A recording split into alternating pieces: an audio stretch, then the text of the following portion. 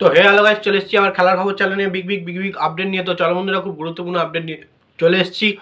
ফুল ভিডিওটা দেখতে থাকো, স্কিপ করবে না। স্কিপ করলে কিন্তু ভিডিওর মধ্যে অনেক কিছু মিস করবে। এবং এই খেলার খবর চ্যানেলে যারা নতুন আছে অবশ্যই এই খেলার খবর চ্যানেলটা সাবস্ক্রাইব করে পাশে থাকো এবং পাশে থাকা বেল আইকন ঘন্টাটাকে ঢং করে বাজিয়ে দাও। এবং যারা খেলার খবর চ্যানেলে নতুন আছে অবশ্যই খেলার খবর চ্যানেলটা সাবস্ক্রাইব করে পাশে থাকো। চলো বন্ধুরা, চলো ভিডিওর ফার্স্ট আপডেট স্টার্ট করা যাক। তো মোহনবাগান শিবিরের প্লেয়ার জেমি ম্যাকরালেনকে নিয়ে ফার্স্ট আপডেটটা দেবো। জেমি ম্যাকরালেন কিন্তু মোহনবাগান শিবিরের হয়ে কিন্তু একটা বড় পুরস্কার পেল, বা পুরস্কারটা কিন্তু প্রায় মোহনবাগান শিবির থেকেই পেতে চলেছে বা পায়। তো জেমি ম্যাকরালেন পেল কিন্তু MBSG player of the match, মানে সেরা পুরস্কারটা। এমবিএসজি সবথেকে বড় বা সবথেকে সেরা পুরস্কারটা এবার কিন্তু জেমি ম্যাকরালেন পেল, কারণ ডার্বির একমাত্র গোলদাতা হচ্ছে জেমি ম্যাকরালেনের।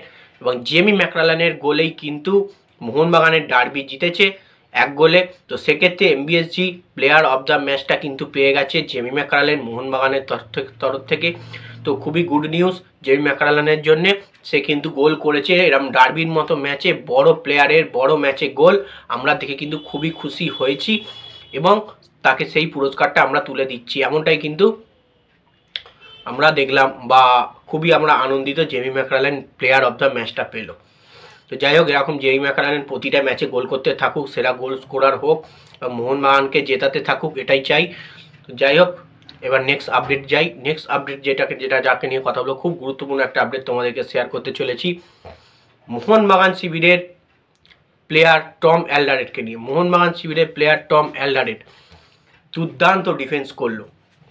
তো অ্যালবার্টো রড্রিগেজকেও আমরা দেখেছি দুর্দান্ত ডিফেন্স করতে, এবং ডার্বিতে কিন্তু দুর্দান্ত ডিফেন্সের মানে অ্যালবার্টো রড্রিগেজের সঙ্গে সঙ্গে দুর্দান্ত ডিফেন্স করলো কিন্তু টম অ্যালডারেটও, কারণ এরিয়াল বলে দুর্দান্ত হেড করে বাড়িয়ে মানে বল ডিফেন্স করেছে, দুর্দান্ত ট্যাকেল করে বল ডিফেন্স করেছে, মানে যাকে বলা হয় বাগ ডিফেন্স।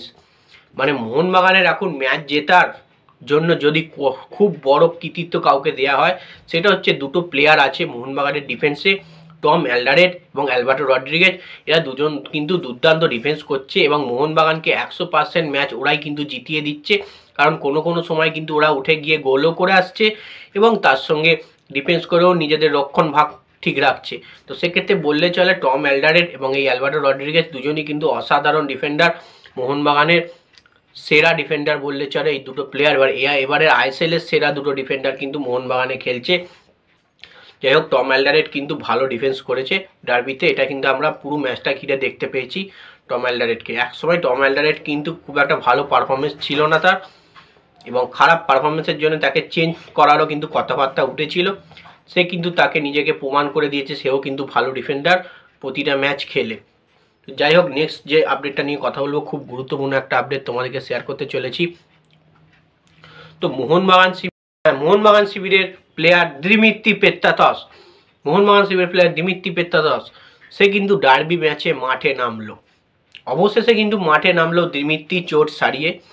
প্রায় 80 থেকে 85 মিনিটের মাথায় গ্রেগ স্টুয়ার্ট বা দিমিত্রিকে নামানো হয়েছিল, এবং দিমিত্রি যখন নামে প্রচুর পরিমাণে দর্শকদের আওয়াজ ওঠে, গুরু নামছে, বস নামছে। এবং দিমিত্রি কিন্তু অসাধারণ পারফরমেন্স কিন্তু দিতে পারেনি, যেটুকু টাইম খেলেছে মোটামুটি খেলেছে, গেম টাইম বেশি পাননি।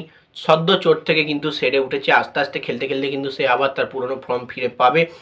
আশা করছি দিমিত্রি ফেরায় সেদিন যদি দিমিত্রি গ্রেগ স্টুয়ার্ট যদি পুরোপুরিভাবে সুস্থ থাকতো, যদি মিডফিল্ডে দিমিত্রি যদি প্রথম থেকে স্টার্ট করতো, তাহলে কিন্তু সেদিনকে মোহনবাগান কিন্তু 3-0 জিততে পারতো। আশাবাদী, কারণ প্রচুর পরিমাণে অ্যাটাক সানিয়েছে কিন্তু গোল হয়নি।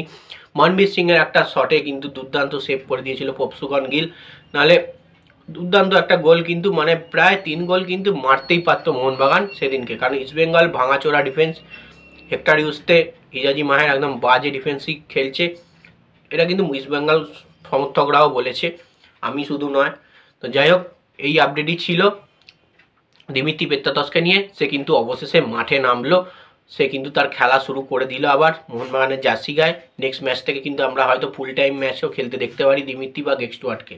তো চলো বন্ধুরা, বাই, নেক্সট ভিডিও আবার দেখা হচ্ছে।